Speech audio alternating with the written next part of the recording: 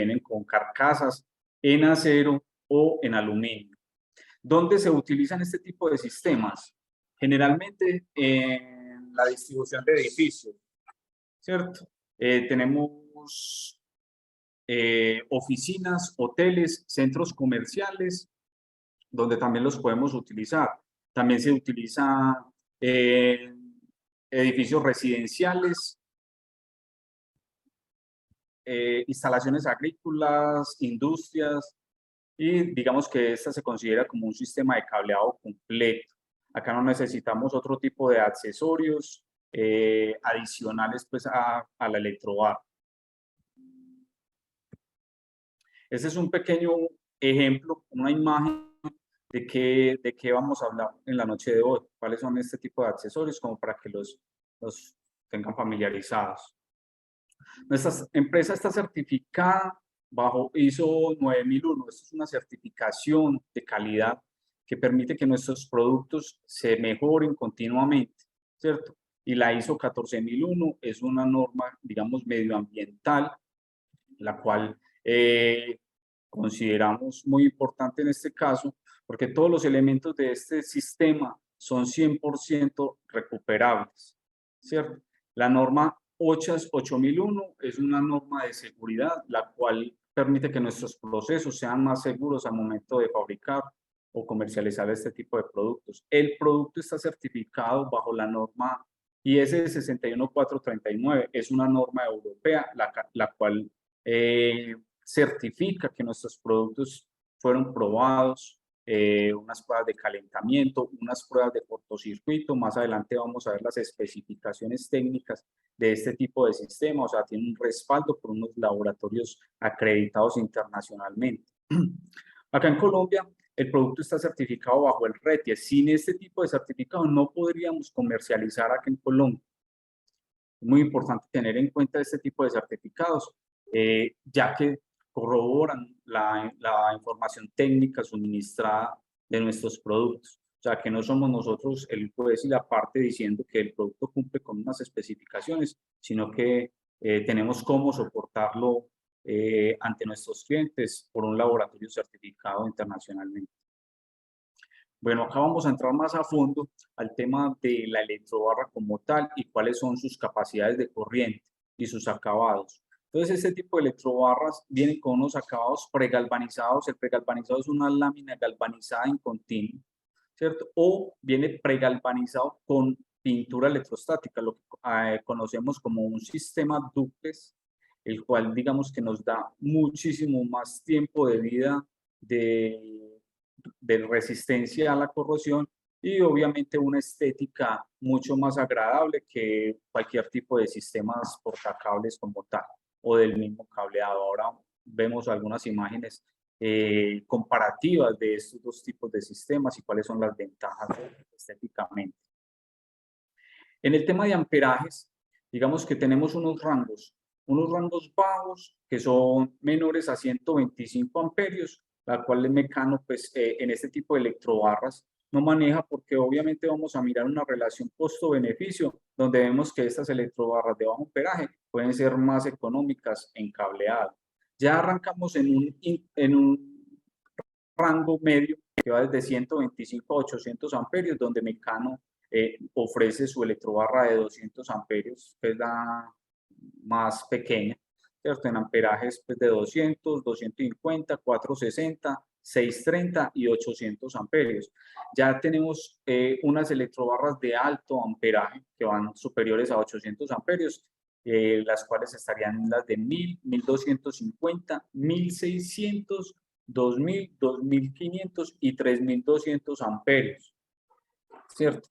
En caso de que se requiera, digámoslo así, una subestación, la distribución desde un transformador hacia un gabinete generador o hacia alguna otra máquina en un amperaje superior, podemos utilizar dos electrobarras en paralelo. Eso quiere decir que si nosotros en algún caso necesitamos, por ejemplo, una electrobarra de 4000 amperios, podemos utilizar dos en paralelo de 2000 y así simultáneamente con amperajes mucho más altos. Este tipo de sistemas, a diferencia de los cables, tienen unos sistemas de protección bajo digámoslo así, partículas de polvo o de agua. O sea, tenemos unos grados de protección 54, un IP54, un IP55 y IP66, los cuales pues como tal nos garantiza que la electrobarra no se va a ver afectada por agentes de polvo o agua. Acá están las secciones transversales y pesos de la electrobarra, dependiendo del amperaje ya mencionado, ¿cierto? Todas las secciones transversales en nuestras electrobarras en particular tienen un ancho de 130 milímetros. Lo que empieza a variar es el tema de la altura, dependiendo obviamente del amperaje. A partir de la electrobarra de 2000 amperios empezamos a ver que ya serían dos conductores por fase, ¿cierto? Dos barras como neutro, dos barras como fase 1, fase 2 y fase 3. Por eso ahí vemos de pronto que tienen unas áreas mucho más amplias. Los componentes de la electrobarra. Digamos que se compone de una carcasa metálica, ya les había mencionado esto. Estamos viendo un alimentador, ¿cierto? Tiene una tapa superior, la cual tiene unos drenajes para evitar, pues, como tal, la acumulación en caso de agua o de otro tipo de agentes, para que pueda drenar este tipo de agua y no vaya a ser afectada la barra. Se compone también, pues, de unas tapas inferiores y tapas laterales en acero, ya lo mencioné, galvanizado o galvanizado más pintado. También el sistema de unión es un sistema de unión easy join, el cual le permite hacer una unión mucho más fácil. Ahorita en uno de los videos van a ver cómo se une realmente esto, es muy fácil.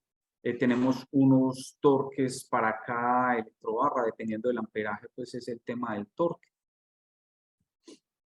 Todos los accesorios, digamos que esto es un Lego. Yo siempre digo que en este tipo de sistema, por su versatilidad, es muchísimo más fácil el montaje que en cables. Sí, esto es un Lego porque yo puedo, digámoslo así, moverlo a mi necesidad, a mi agrado, independiente de los obstáculos que se puedan presentar en cada una de las situaciones, pues como tal, o de los montajes. Entonces tengo alimentadores derivadores de donde yo voy a derivar mis cargas, a diferencia pues obviamente de los cables, yo puedo derivar donde yo quiera, simplemente tengo que utilizar un, un derivador, un alimentador derivador, que son estos que se ven como BBJD, que es un tipo plugin, o sea, él engancha en esa caja de derivación, o un tipo tap-off, el cual se hace por medio de cables, muchísimo más fácil. Y se ve mucho, por ejemplo, después de 400 amperios. Si yo voy a derivar, digamos que yo tengo una electrobarra, por ejemplo, de 2000 amperios y voy a derivar una carga de 400 amperios, lo más recomendable es hacerlo por este tipo tap-off. Las conexiones a los generadores o a los transformadores se hacen a partir de un flanche. Estas barras me permiten hacer las conexiones y de ahí obviamente sigo con la unión ya de otros elementos como alimentadores o derivadores. Tengo codos verticales, codos horizontales. ¿Sí?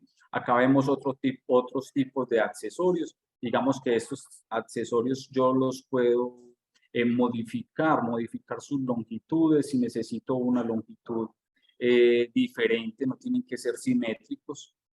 Yo puedo modificar las longitudes dependiendo de la necesidad pues, que tengo. Tengo cambios de plano, tengo escalas horizontales y escalas verticales, cruces para derivar en caso de que necesite distribuir mi corriente. Otros tipos de accesorios, dependiendo de esa conexión en el tema de la seguridad, utilizo las cajas flanches o los cierres cuando yo tengo una ruta, por ejemplo, en el tema de apartamentos, donde mi última electrobarra está en el último piso y por seguridad utilizo un cierre para que no vaya a afectar digámoslo así, la vida o la integridad de las personas, por seguridad. En las rutas verticales se utiliza el tema de soportes sismorresistentes. Este tipo de soportes, en caso de sismos, pues lo que hace es que va a transmitir las fuerzas a estos resortes, por ejemplo, evitando que haya esfuerzos en las uniones de las electrobarras, ¿cierto? Y acá también vemos las conexiones, como les mencionaba, tipo plugin, de las cajas de derivación y tipo tap-off. Las cajas de derivación, obviamente, pues si yo voy a derivar una carga, pues tengo que tener un interruptor para evitar que, pues para controlar el paso de esa corriente que yo voy a derivar. En el tema de juntas de dilatación es muy importante en temas longitudinales, cuando yo tengo una electrobarra, digámoslo así, de 40, 50 o más metros, pues tengo que hacer unas juntas de dilatación para permitir que ante cualquier sismo, estas juntas absorban esas vibraciones o fuerzas externas en casos de sismo, evitando obviamente que las uniones pues tengan algunos esfuerzos adicionales.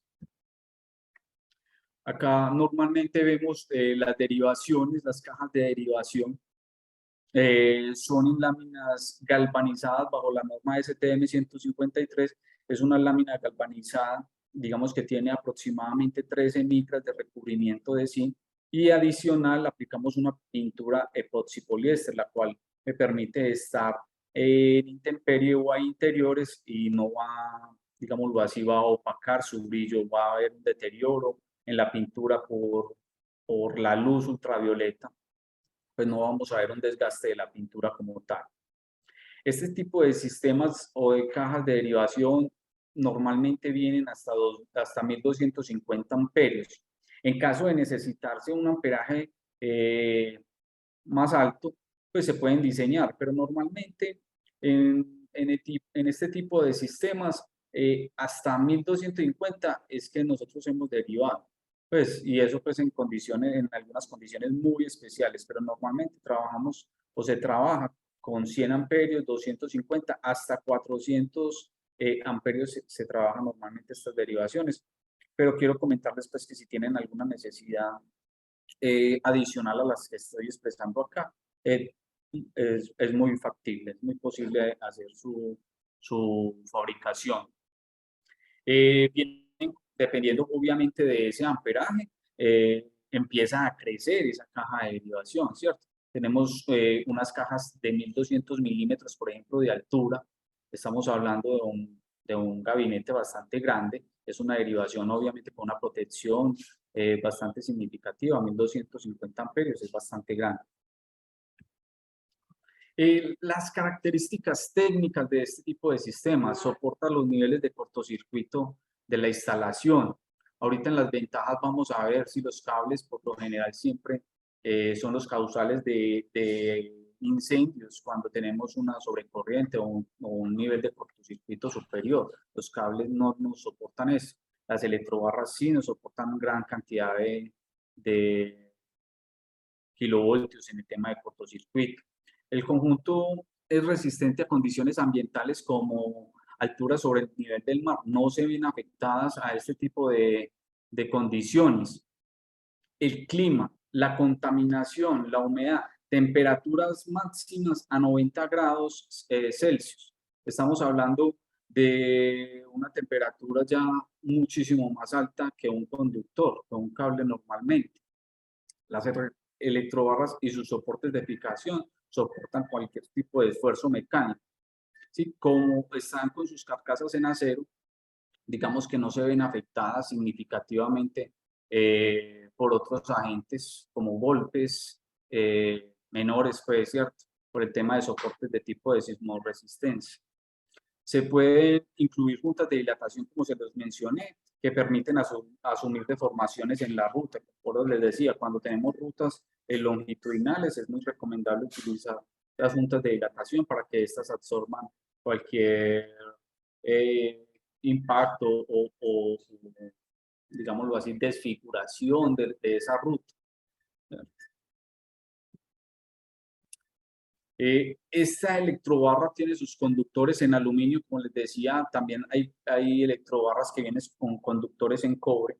Ahorita vamos a ver cuál sería esa diferencia en precio y cuál es la ventaja de Mecano en ofrecer sus electrobarras en aluminio. La configuración como tal o la norma que rige este tipo de aluminio, digamos que viene con una ANSI STM 317, perdón, y acá les quiero decir, no todos los aluminios, digámoslo así, son excelentes conductores. Entonces, por eso el tema de la norma es muy importante mencionarlo, porque dependiendo de ese tratamiento térmico también, yo puedo, digámoslo así, doblar esas barras y poder hacer todos estos accesorios sin generar fisuras internas en el aluminio que más adelante me pueden afectar la integridad de la electrobarra por el tema de sobrecalentamientos. Me permite el tema de deformaciones, este tipo de aluminio en frío, evitando fracturas al momento de doblarlas, alta conductividad y excelentes propiedades mecánicas. En el tema de aislamiento nosotros utilizamos un material autoextinguible clase B, digamos que es un excelente polímero resistente a altas y bajas temperaturas. Acá tenemos un rango desde menos 70 grados Celsius hasta 130 grados Celsius. Estamos hablando que la integridad del sistema va hasta 90 grados Celsius, pero tenemos un aislamiento capaz de soportar los 130 grados Celsius. Y un nivel, una capacidad, digámoslo así, de aislamiento de 7 kilovoltios, con una capacidad de cortocircuito de 90 kiloamperios. Estamos hablando pues de un amperaje bastante significativo. Como les dije, la electrobarra tiene una capacidad de corriente de la máxima es de 3200 y hasta acá estamos hablando de 90.000 amperios. Carcasas en acero galvanizado con el acabado pues de pintura. Normalmente nuestra electrobarra viene pintada de gris. Es un gris RAL 7045, es muy común en las instalaciones eléctricas, o sea que se va a integrar fácilmente con transformadores, gabinetas y demás. Un espesor mínimo de 60 micras de recubrimiento en el tema de la pintura. También, obviamente, lo podemos ofrecer sin pintura. Ya esto depende, pues, como tal, de la exigencia de los clientes. Como les decía inicialmente, pues estos productos fueron validados en un laboratorio holandés, se llama KEMA, y está avalado pues como tal internacionalmente. El incremento de la temperatura con una capacidad de funcionamiento hasta 90 grados Celsius es un sistema de 3 fases, un neutro y la Tierra está al 50%, el neutro al 100%. Acá vemos las capacidades, digámoslo así, de cortocircuito de cada uno de los amperajes. Estamos hablando que tenemos la capacidad hasta 150 kiloamperios en la electrobarra de 3200. Habíamos hablado anteriormente superiores a 90 en algunas electrobarras. Ahí vemos que las de 2000, 2500 y 3200 están muy por encima de esa capacidad de cortocircuito. Hay unas especificaciones, obviamente, en el tema del torque de cada una de las electrobarras, de cuánto, digámoslo así, torque tenemos que aplicar en esos tornillos para un correcto funcionamiento. Y ahí también hay un tema de mantenimiento, es esa verificación de mantenimiento por temas de vibraciones, que muy seguramente después de una instalación, pues tenemos obviamente en todas las instalaciones eléctricas que tener un control de mantenimiento para garantizar el torque de cada una de las uniones. Las ventajas de este tipo de sistemas con respecto a otros sistemas que muy comúnmente conocemos, como es el cable.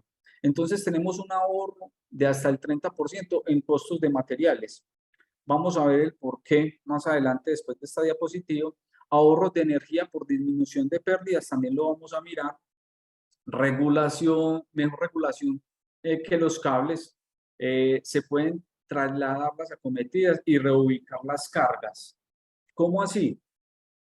Yo puedo, digámoslo así, trabajar estas electrobarras como un activo fijo. Si yo tengo una bodega arrendada, en arrendamiento, yo puedo desmontar mi sistema y llevármelo para otra bodega en caso de que pues, me vaya a trasladar de bodega o me vaya a ir de esa bodega. Es muchísimo más fácil. Con cables, pues esto sería casi que imposible hacerlo. Se puede continuar la ruta fácilmente, como les decía, yo tengo un elemento de cierre, el cual pongo al final y muy fácilmente ustedes pueden solicitar una ampliación de ese tipo de ese mismo sistema, ampliando 3, 4, 5 metros más la electrobarra y derivando más adelante. En cable yo tendría que salir desde esa subestación con un cable, o sea, si tengo 100 metros, tengo que tener otros 100 metros de cable más lo que vaya a adicionar. Acá simplemente podrías adicionar 3, 4 metros después del final de esa electrobarra. De fácil mantenimiento, de muy fácil mantenimiento, estamos hablando de que esa misma ruta, pues no vas a tener cables sobrepuestos, no vas a tener que verificar conductor por conductor, simplemente vas a tener que verificar, es el tema de torques, hacer limpiezas, bueno, es muchísimo más fácil. Totalmente cerrado, no se puede manipular, disminución de riesgos de fraude. Digamos que comúnmente pues acá en Colombia, vemos que el crecimiento del robo de cobre, por ejemplo, crece significativamente en algunas regiones donde no se puede controlar esto. Entonces vemos que estos lo venden como chatarra muy comúnmente, vemos la gente cortando el encauchetado para vender ese cobre. En las electrobarras es imposible, digámoslo así, pues, que se nos roben una electrobarra, pues nos daríamos cuenta muy fácil y no hay una forma de hacer una conexión manual o una persona que no tenga experiencia en este tipo de sistemas no podría acceder a lo que llamamos acá robar la energía pues de un cable como tal, ¿cierto? No, un contrabando pues como también se llama. Sería imposible pues hacer. Estéticamente es más adecuado para el tema de las construcciones modernas. No es lo mismo ver una bandeja tipo escalera o tipo ducto o tipo malla llena de cables que una electrobarra que ocupa menos volumen, menos espacio. Hoy tenemos construcciones, digámoslo así, donde esas partes eléctricas, esos buitrones, son muy pequeños para la cantidad de conductores o de cables que realmente necesita el edificio como tal. Esta electrobarra es muy compacta, podemos hacer giros a 90 grados muy fácil. En unos cables todos sabemos que dependemos de esa sección transversal, de ese diámetro del conductor para poder hacer la curvatura a 90 grados. Tenemos que respetar ese radio de giro y muchas veces en este tipo de construcciones no dejan el espacio suficiente para los conductores, ¿cierto? Se adapta fácilmente a la estructura de la construcción, como les mostré. Tenemos todas las figuras posibles que se dan en cualquier tipo de arquitectura. Es muy fácil de instalar y muy fácil, pues, como les dije, se pueden ajustar las longitudes para esquivar cualquier tipo de obstáculo.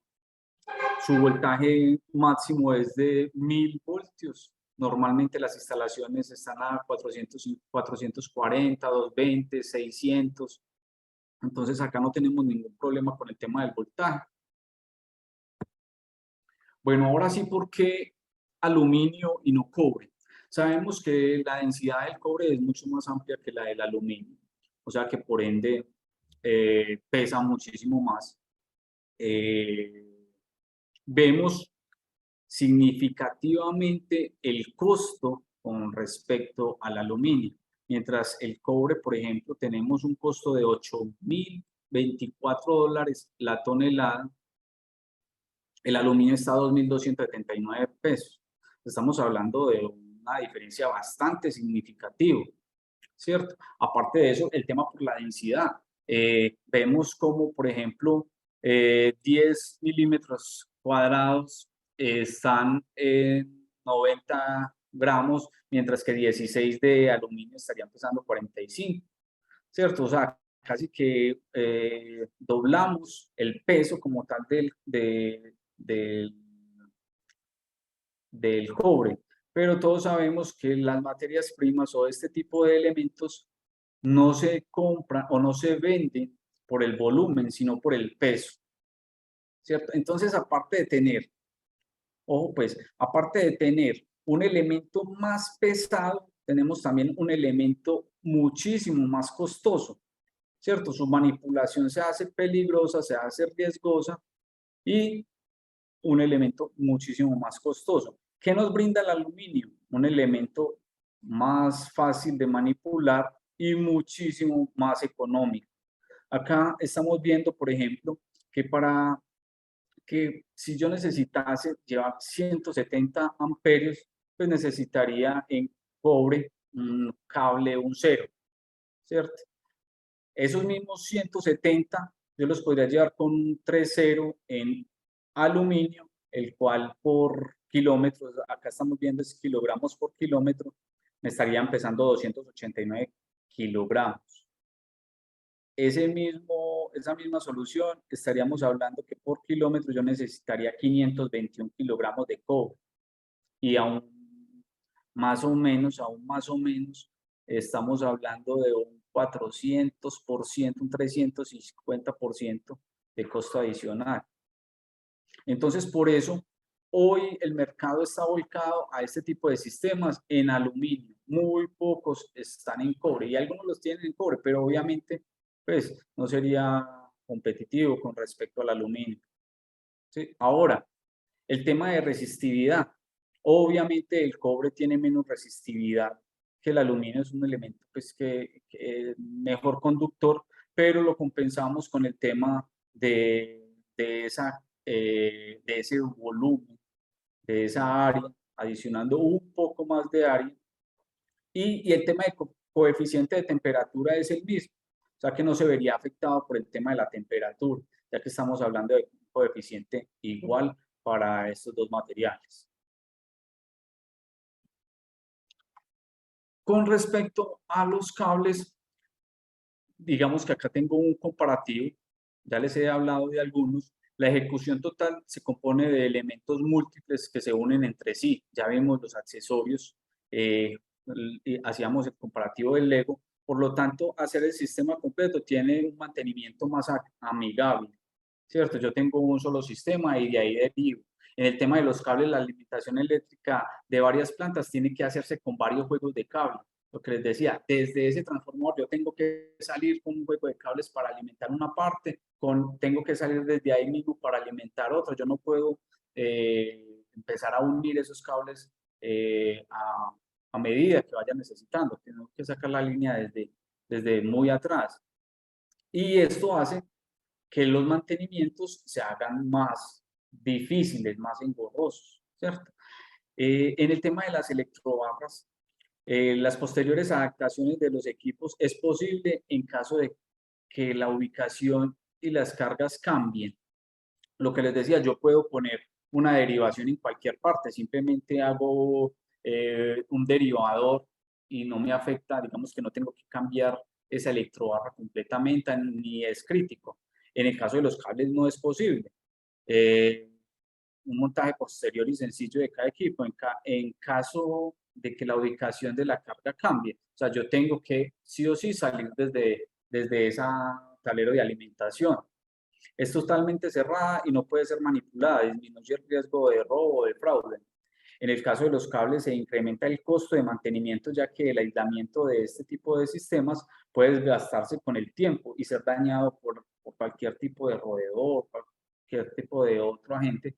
También las afectaciones por los robos y fraudes son muy comunes en el medio, ¿sí? Lo cual obviamente nos haría un daño muy grande si hay una afectación por robo o fraude. La toma de corriente se puede hacer desde cualquier punto del sistema instalado. En caso de cambios de carga, solo tenemos que reemplazar las cajas tapón de mayor potencia. Esto ya lo habíamos mencionado. En el caso de los cables, también se los dije, es imposible. Cables adicionales deberán ser colocados hasta el punto que se requiera la nueva potencia. La alta resistencia al cortocircuito y alta protección contra incendios en las electrobarras, por ser su carcasa metálica, pues el metal es, digámoslo así, no es propagador de la llama. Estamos hablando de que el acero se funde casi a 1700 grados Celsius, es una temperatura pues muchísimo más alta, y el cable pues como tal digamos que no tiene esta propiedad, es baja resistencia al cortocircuito y baja protección contra incendios. Es que lo primero que causales de incendios cuando hay un tema de corte es que el encauchetado sí propaga la llama pues como tal, por ahí se nos va un incendio. Tiene una estructura muy compacta para la cual permite doblar hasta 90 grados en áreas mínimas, lo que les comentaba. Una de las ventajas de estos sistemas es que si yo tengo una electrobarra de 2000 amperios, yo puedo doblar 90 grados hasta 400 milímetros, pues como tal. En el tema de un cable sería imposible. Estamos hablando de que como mínimo tengo que respetar un radio de curvatura de 900 milímetros. Es algo, es un espacio muchísimo más amplio. Los cables se instalan generalmente con enlaces los cuales no pueden ser doblados firmemente, dependen de su sección transversal para determinar el radio de curvatura, lo que les estaba comentando. Acá vemos cómo se hacen o cuáles son las distribuciones tradicionales que manejamos, que se ven en el medio, las más comunes en sistemas portacables, donde vemos pues obviamente mucho cable, muchísimo cable, muchas horas en temas de mantenimiento, cuando hay un tema de corto, tenemos un aislamiento del sistema, empezar a verificar dónde está el daño en ese conductor, dónde está el cable que está fallando, cuál fue el cable que tiene cortocircuito. Pues un poco de temas de mantenimiento como tal. Vemos unas instalaciones bastante congestionadas dependiendo de los amperajes. En el tema de sistemas como las electrobarras, vemos digámoslo así, unos sistemas bastante estéticos, donde una electrobarra de estas, como les estaba comentando, fácilmente puede conducir 2000 amperios sin necesidad de empezar a revisar conductor por conductor, sin necesidad de hacer un tendido de cables y empezar a buscar cualquier tipo de daño o de situación. Acá, pues, obviamente vemos una diferencia bastante significativa en el tema de la estética y de reducción en el tema del montaje. Este montaje es muchísimo más fácil y nos toma menos tiempo que los tendidos de cables. Las conexiones son mucho más ligeras. En el tema de gabinetes, si acá hay instaladores, podrán ver la dificultad que se genera al instalar interruptores con cables, ese cable ponchado, que estamos hablando de amperajes superiores a 800, empieza ese cable tan rígido. Acá vemos unos sistemas muchísimo más flexibles, mucho más fácil de conectar, mejor temas visualmente en caso de que necesitemos, digámoslo así, interceder a cualquier tipo de equipo, a un interruptor, a una conexión, es mucho más fácil acceder en esto, se ve mucho más limpio pues como tal el trabajo. ¿Qué herramientas necesitamos para hacer una instalación con electrobarras?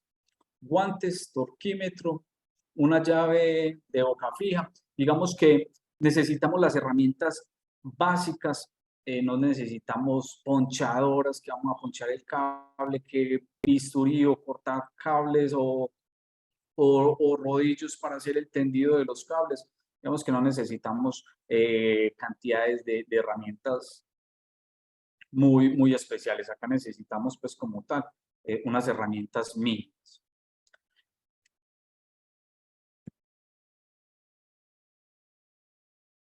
Estos son elementos de protección personal. Acá cabe decir, ojo, que así como les estoy hablando que es muy fácil, digámoslo, hacer este tipo de montaje, pues tampoco vamos a permitir que una persona que no tenga la experiencia necesaria para hacer o realizar las instalaciones eléctricas, pues lo vaya a hacer. Todo el personal tiene que estar capacitado y calificado para hacer una instalación eléctrica.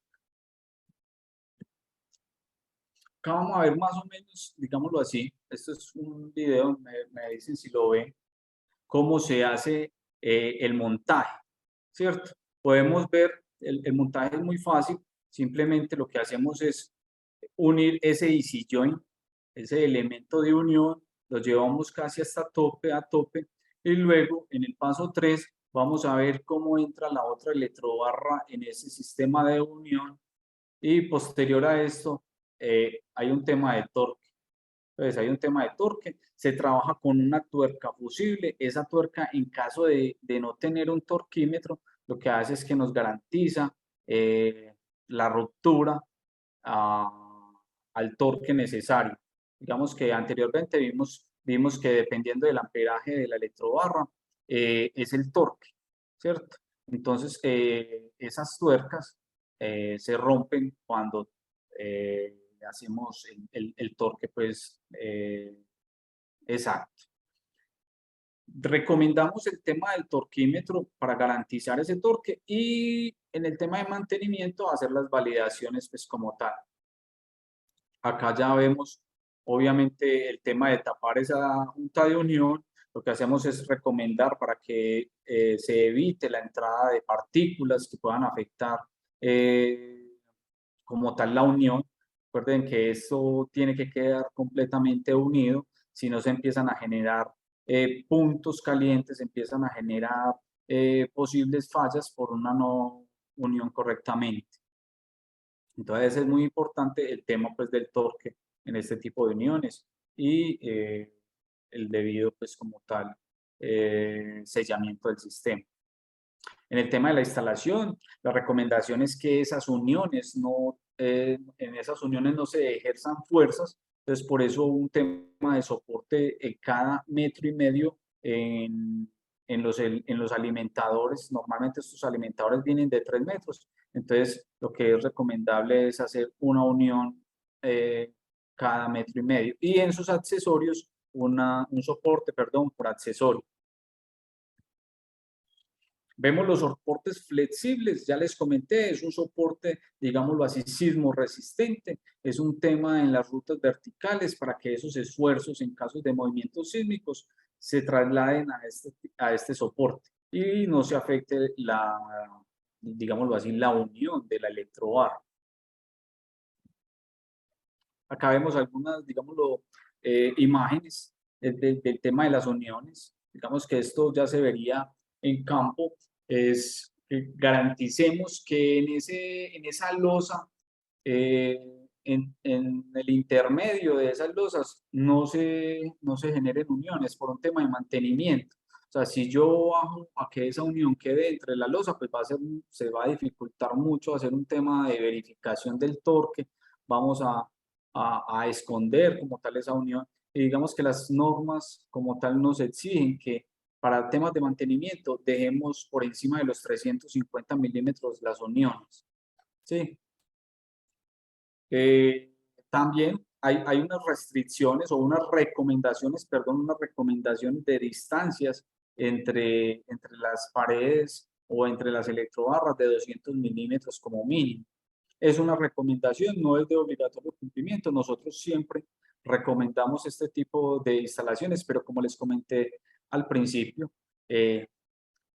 no sé, ahí me disculpará si hay algún arquitecto, pero normalmente nos deja muy poco espacio en el tema de los buitrones, en el tema donde van las conexiones eléctricas. Entonces, pues muy pocas veces, digámoslo así, podemos cumplir con las recomendaciones en campo.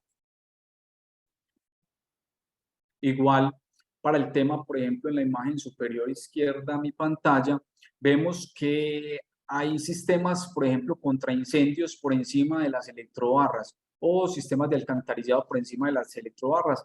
Ahí necesitaríamos cubrir esa electrobarra, poner una protección IP66, por ejemplo, a una protección adicional ante cualquier fuga de agua o en caso de un incendio, pues estos rociadores no vayan a afectar la integridad de mi sistema. Entonces, por eso está en X, pues porque hay que poner una electrobarra especial en ese tipo de situaciones. Lo ideal es que la electrobarra siempre esté por encima de este tipo de sistemas, tanto de alcantarillado como redes contra incendios. La conexión de las cajas de derivaciones, como les mencionaba, hay cajas de derivaciones tipo plugin muy fáciles de instalar también. Simplemente se hace una conexión a presión y así se garantiza como tal la conexión. La otra era la tipo tap-off, las cuales les había comentado que se hace por medio de, son conexiones atornilladas, también muy fáciles de instalar. En el tema de la manipulación y almacenamiento, importante tener esto en cuenta es que siempre recomendemos que el almacenamiento se haga horizontal, nunca vertical, o sea, que nunca, digámoslo así, expongamos las uniones de las electrobarras para no afectar la integridad de la unión como tal. Como les había comentado, esta unión es vital para el funcionamiento de la electrobarra. Algunos instalaciones con IP66, estas electrobarras se pueden instalar en exteriores, garantizando pues que no haya una afectación por el tema de agentes del agua o de polvos o otro tipo de situaciones que me puedan afectar la integridad de mi sistema. Entonces se recomienda en este tipo de situaciones una electrobarra para intemperie, que es la IP66, y una protección adicional. ¿Qué necesitamos o qué se requiere para cotizar un sistema de electrobarras? ¿Cierto? Hay dos formas de cotizar los sistemas de electrobarras y es que el cliente ya nos diga cuáles son las cantidades que necesita, o sea, hace un metraje, nos dice necesito 53 metros o 50 o 100 metros de electrobarras y se podría pasar una oferta lineal. O otro caso, digamos, más específico, es que se realice un despiece preliminar. Para esto necesitaríamos un diagrama unifilar para determinar cuáles son las derivaciones o cuál es la carga de la electrobarra necesitada. Necesitamos planos arquitectónicos, obviamente con todos sus cortes, para determinar esa longitud y esas rutas y poder medir como tal esa ruta. La ubicación de la subestación, obviamente, de sus tableros. La ruta, una ruta propia, digámoslo así, por donde ese diseñador eléctrico va a pasar por la electrobarra, por donde requiere que hayan esas cargas, por donde quiere que esa electrobarra tenga su ruta por temas de diseño, digámoslo así, arquitectónico, por diseño eléctrico. Y la especificación del grado de protección, IP. Si la electrobarra, digámoslo así, en algunas zonas industriales, obviamente nosotros siempre recomendamos un IP55 que no tenga una afectación, digámoslo así, significativa por el polvo. Si vemos que hay agentes externos como el agua o algún tema de lluvia, siempre recomendamos pues, la IP66. Hay algunos planos arquitectónicos, muy comúnmente nos pasan estas que ven en pantalla, con estos planos arquitectónicos y se pasa un despiece y una ingeniería de detalle propuesta, la cual pueden ver ahí con los elementos como tal y ya se mejora pues como tal la oferta, se actualizaría la oferta. ¿Qué se tiene que tener en cuenta después de aprobar esa ingeniería, perdón, esa cotización? Obviamente, si todos estamos de acuerdo en los planos, a veces no vemos, digámoslo así, lo que se interfiere en los proyectos. Muchas veces llegamos y resulta que la persona, como lo mencionaba ahorita, de redes contra incendios, ya pasa o ya nos obstaculiza esa ruta propuesta por el arquitecto o por el diseñador eléctrico. Cuando nosotros llegamos a los proyectos, siempre tenemos que mirar cuáles son esos obstáculos que vamos a tener, verificar que la información del plano sí está correcta o si hay algún cambio. Normalmente siempre tenemos cambios en los proyectos, ya no va un muro de mampostería normalmente, se adicionó o se cambió algún cuarto. Entonces siempre tenemos que tener como tal o verificar esas medidas de muros, de vigas, las puertas, las escalas, los buitrones por donde vamos a subir por las electrobarras, las losas, si podemos perforar alguna losa o si esa losa es estructural o si es una mampostería, pues si la podemos perforar, hay que verificar este tipo de información. Las alturas recomendadas en temas de parqueaderos es vital conservar una altura adecuada para no interferir con el tránsito vehicular o con algún otro agente que me pueda afectar como tal mi electrobarra o el sistema.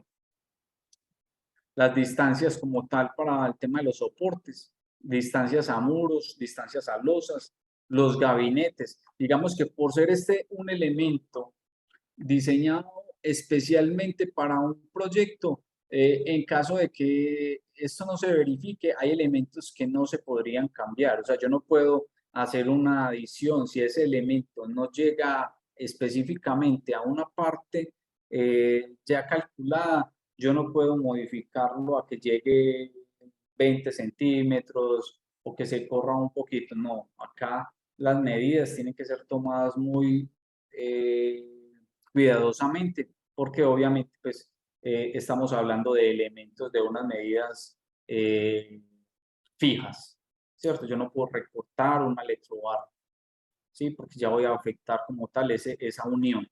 Entonces acá son elementos con medidas muy, muy bien tomadas.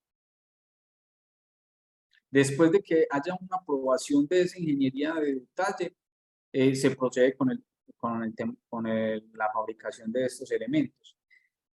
Para el tema de mantenimiento, las electrobarras superiores a 1600 amperios, perdón, tienen un sticker termocromático. ¿Por qué superiores a 1600 amperios? Porque ya en estas electrobarras empezamos a ver un funcionamiento superior a 45 grados Celsius, ¿cierto? Empezamos a ver una electrobarra donde pueden haber calentamientos, porque ya vamos a alimentar muchos más equipos. Entonces, este sticker termocromático lo que hace es que va a ser un piloto para avisarle a la persona de mantenimiento que muy posiblemente en esa unión hay algún problema, ¿cierto? Si se sube por encima de los 50 grados, él empieza a tornarse naranjado, de color naranja. Si se empieza a tornar de color rojo, quiere decir que la temperatura ya está por encima de los 70 grados. Recordemos que la electrobarra tiene una capacidad de calentamiento de 90 grados, pero entonces pues no es normal que una electrobarra esté operando por encima de los 70 grados Celsius. Entonces es un piloto para decirme que de pronto en esa unión le falta torque, hay un desapriete, digámoslo así, de esa unión y tengamos que hacer un retorqueo en toda la ruta de las electrobarras. También se recomienda una medición termográfica dependiendo de la instalación.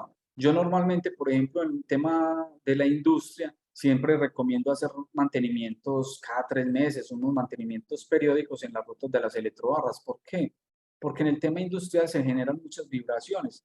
Como les dije, este es una electrobarra, pues este tipo de sistema como tal es atornillado y por el tema de las vibraciones, digamos que estas tuercas pueden empezar a perder su torque. Entonces, con unas medidas de mantenimiento bastante estrictas, podemos garantizar el funcionamiento, el correcto funcionamiento de la electrobarra y evitar pérdidas como tal de energía o fallos en el sistema como tal. La limpieza de la electrobarra, evitar pues, que haya acumulamiento excesivo de polvo. Pues obviamente si tenemos una electrobarra IP55 o IP66, pues no se va a ver afectada, pero evitar pues como tal esta acumulación pues, de otro tipo de agentes, que animalitos hagan su nido ahí, pues, sabiendo que tenemos unas, pues dentro de las especificaciones como tal de la electrobarra, tenemos unos campos magnéticos mínimos, entonces muy posiblemente pues muchos animalitos quieran hacer sus nidos también ahí. Entonces recomendamos ese tema de garantizar esa limpieza, verificar que los soportes estén correctamente puestos para garantizar que la electrobarra esté nivelada y que no haya, digamos, estemos aplicando esfuerzos en el tema de las uniones. Garanticemos el retorqueo y realizar unas pruebas de aislamiento, que nuestra electrobarra pues esté funcionando correctamente y nuestros aislamientos estén correctamente pues bien. Este tipo de sistemas para verificar el tema del aislamiento que estén por encima, entre fases, por encima de 100 megaohmios. O sea, con 100 megaohmios estaríamos bien. Garantizamos de fábrica un aislamiento superior a las 1000 megas. Estamos hablando de 1 gigaohmio normalmente, este tipo de aislamiento de estas electrobarras. Algunos proyectos de referencia, algunos en Argentina, plantas industriales, acá en Colombia zonas residenciales. Se maneja mucho en la parte Caribe, obviamente por el consumo energético es mayor, por temas de altas temperaturas, pues como tal, en estas zonas costeras, en proyectos industriales y subestaciones eléctricas. Las subestaciones eléctricas, ya vimos inicialmente una imagen de cómo salen tantos cables de un transformador. Acá estamos alimentando como tal una subestación y pues digámoslo así, son electrobarras de 3200 amperios, los cuales pues no se les ve tanto cable en su interior, ¿cierto? Empecemos con el tema de las preguntas.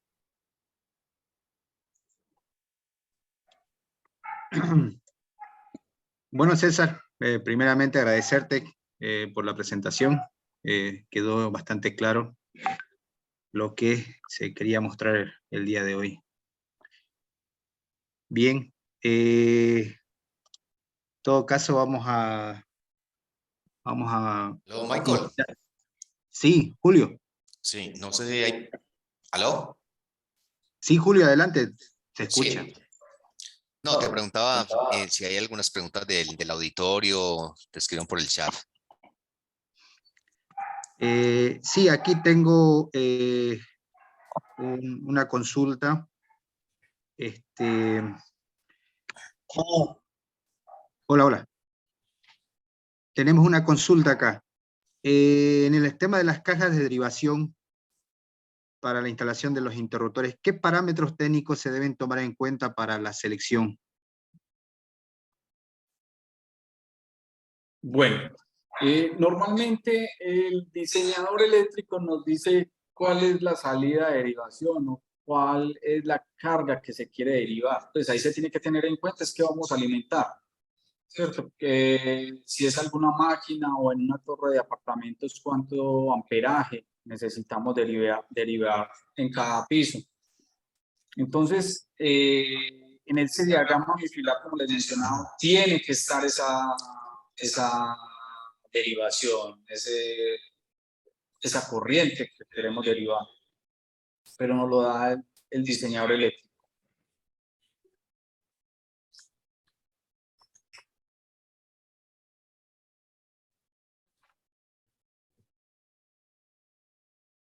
Ok. No sé si contesto la pregunta ahí o querían especificar algo más. Sí, está bien, está claro. A ver, permíteme, aquí están haciendo ya las consultas, acá hay una. Te lo voy a leer, César. Va dirigido al hecho de mantenimiento, dice. Viajes son los puntos más importantes para realizar el mantenimiento de estas electrobarras que tengo instalado en mi planta. ¿Cuáles son, o sea, los puntos más importantes para considerar el mantenimiento de las electrobarras? Ok, los puntos más importantes y que siempre reitero en cada presentación, en cada asesoría con nuestros clientes, es el retorqueo. Como les dije, es una parte vital de la electrobarra, que la unión siempre esté con el torque requerido, que no haya una separación entre las uniones que me puedan generar puntos calientes y obviamente un cortocircuito en este tema. Por lo general siempre garanticemos que la unión está bien torqueada, bien unida. Es el punto más importante, más crítico en las electrobarras, el punto de las uniones. Después pasamos al tema de la nivelación. Con esto garantizamos que esas uniones, obviamente, pues no estén teniendo esfuerzos adicionales a su función, que es unir las dos barras. Ok. Acá me hacen otra consulta. Dice, ¿cómo se realiza el aterramiento en el sistema de las blindobarras? Ok. Digamos que como les comenté en las especificaciones técnicas, la electrobarra tiene un 50% de tierra, porque la tierra de la electrobarra es la carcasa, ¿cierto? Ella en su conexión al transformador, no va a devolver acá en la presentación, no sé si aún están viendo la presentación, en su conexión a cada uno de los diferentes sistemas tiene una platina, la cual nos conecta por acá. Es esta platina, no sé si ven mi cursor. Sí, se ve, César. Ok. Esta platina hace la conexión a tierra. Si la ven bien, está pegada a la carcasa y obviamente pues integra todo el sistema. Se tiene que integrar en el transformador o en el gabinete generador.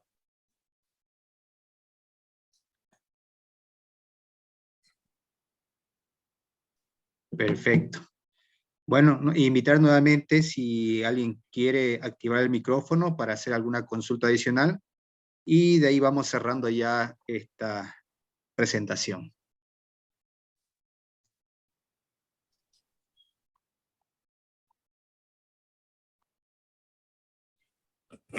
Bueno.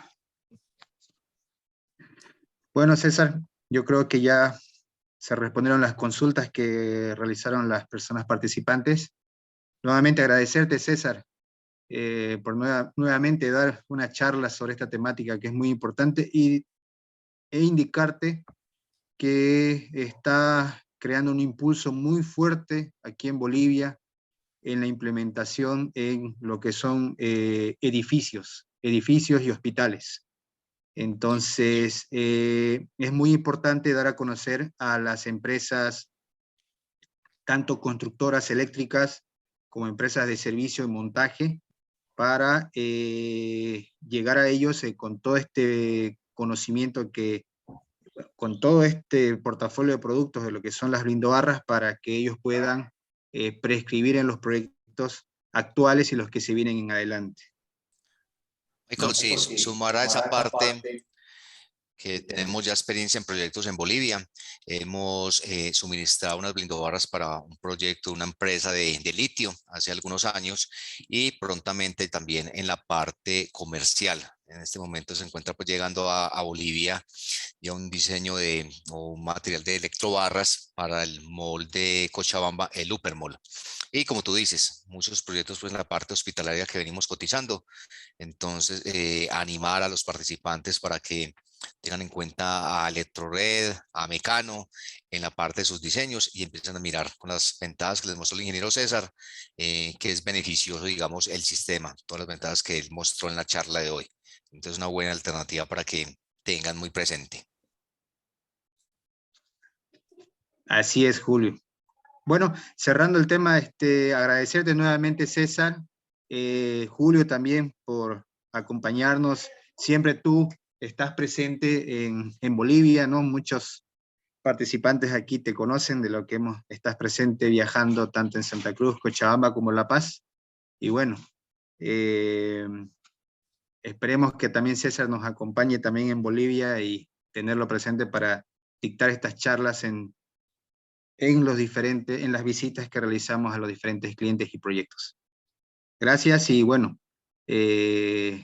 nos despedimos también de los participantes y César, te agradeceré que lo puedas enviar la presentación para hacerles llegar las personas que se inscribieron mediante un enlace, dejaron teléfonos, dejaron correos electrónicos para que les podamos hacer llegar la presentación. ¿Te parece, César? Claro que sí, claro que sí. Ya se las enviamos a través de Julio Vargas y comentarles que estamos dispuestos a atender cada una de las dudas o necesidades que se puedan presentar. Perfecto. Bueno, gracias César, gracias Julio, y me despido de todos los participantes. Que tengan buena noche. Muchas gracias, buenas noches.